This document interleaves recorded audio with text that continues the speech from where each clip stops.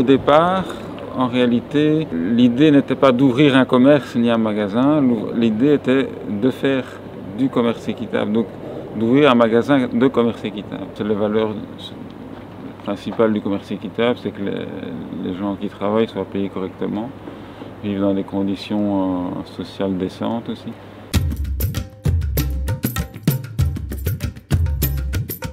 Nous vendons des vêtements, donc c'est notre spécificité. Avec l'épicerie, c'est plus ou moins moitié épicerie, moitié vêtements. Les vêtements, le coton qui est produit, il peut être produit dans des conditions socialement responsables, où les personnes sont payées correctement, même travaillent dans des bonnes conditions.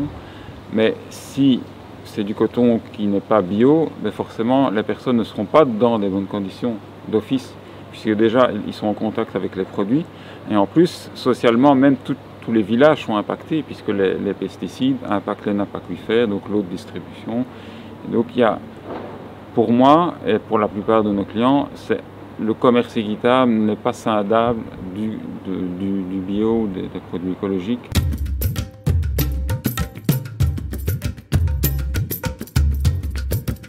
La notion de commerce nord-nord, nord-sud, c'est tout à fait relatif. Pour moi, ce n'est même pas deux types de commerce différents, c'est simplement une question de vision actuelle.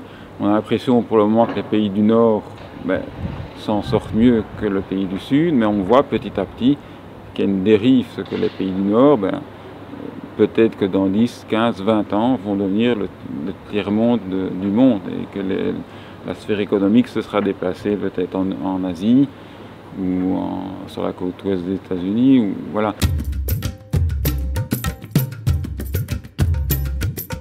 Il y a eu un article récemment, une étude de Fairtrade Belgium sur le commerce équitable. Et ici, avec la crise du Covid, il y a 77% des citoyens belges qui achètent beaucoup plus local. Mais pour les produits qui viennent du Sud, comme les bananes, le café, le cacao, ils choisissaient le label équitable.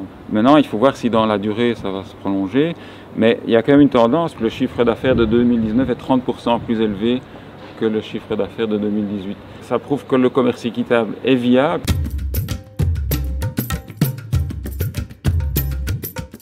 Une des success stories, c'est quand il y a eu la création de la BFTF, justement. On a créé un collectif de magasins de vêtements, en fait. Donc ça, c'est vraiment super positif. On faisait des ventes ensemble. Ça a permis à des entreprises qui étaient en faillite après la crise de 2008 de pouvoir écouler leur stock. Et, voilà. Et donc, finalement, cette success story a une suite, puisque dans les 3 personnes du collectif qui restaient, il y en a 2, c'est-à-dire Luna Violette et nous, qui sommes restés ensemble et qui avons créé une coopérative de vêtements. Donc voilà, voilà, ça crée un magasin en plus. L'autre success story, ça c'est plus récent, on a créé une épicerie zéro déchet. Donc ça nous a permis d'engager quelqu'un. Donc voilà, c'est aussi quelque chose de positif.